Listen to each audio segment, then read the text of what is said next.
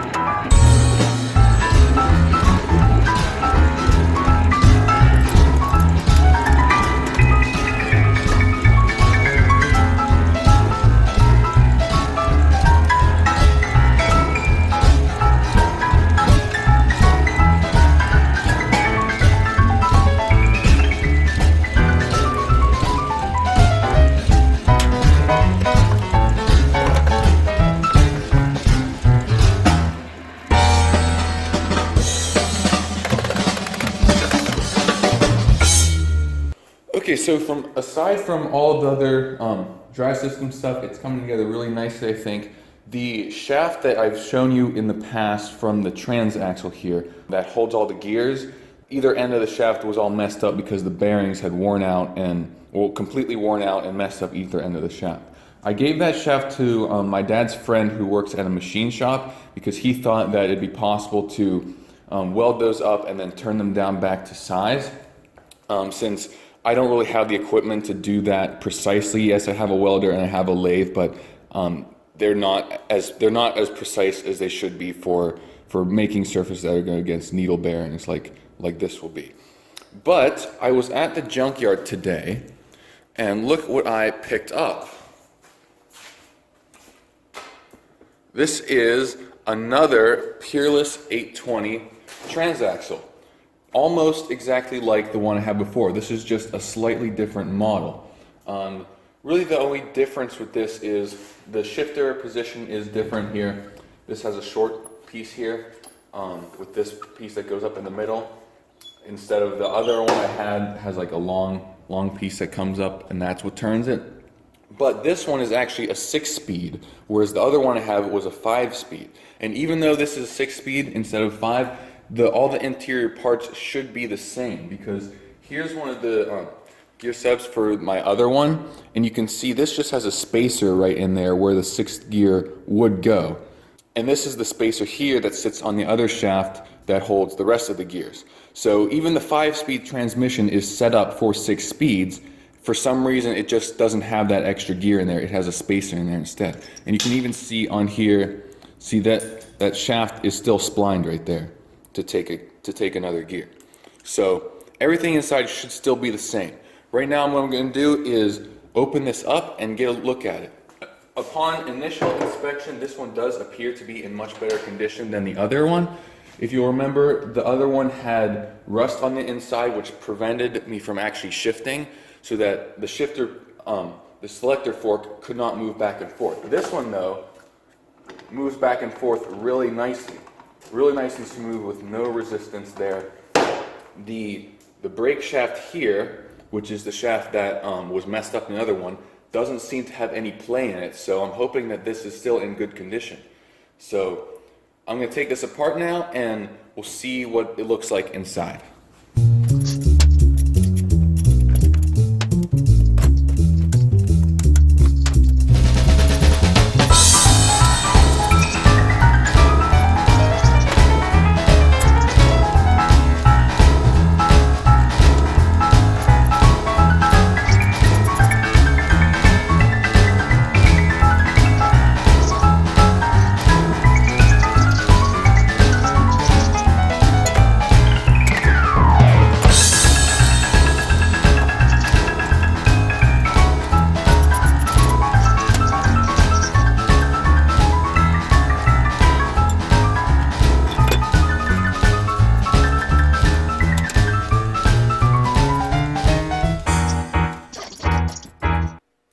Okay, so I've got all the bolts taken out of the case here. So let's open it up and get the first look inside of it here.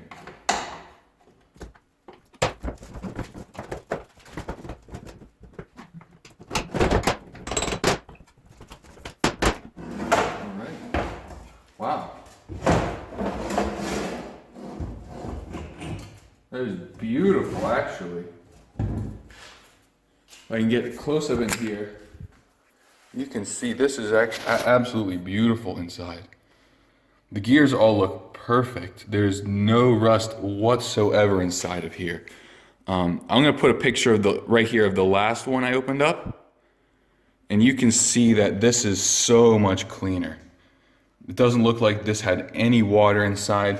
The grease doesn't look fantastic, but of course that'll all be replaced anyways. But I am very happy with how this looks. Okay, so right here I've got both halves of the new transaxle. This is the case to the old one. This case is in better condition than this one, so what I'm going to do is just take all the insides of this and put it into this case here. I'm also going to be using the brake pads and brake rotor from this one because you can see here, this one is in much better condition.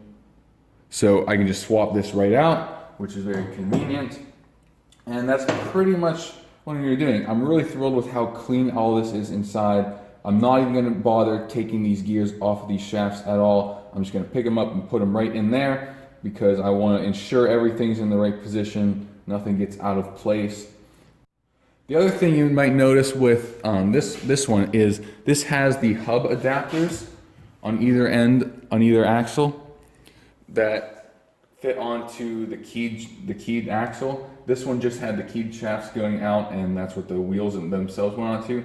And I like these hubs on there, but chances are they'll probably not be the right bolt pattern for whatever wheels I end up using on this. But I'm going to save them because I can always re-drill new holes on these wherever I want to pretty much put whatever wheel I want on here. So what you'll see me doing in the next video I do on this is putting all these parts into here. I'll then have one transaxle in very good condition that I can put in and use as much as I want.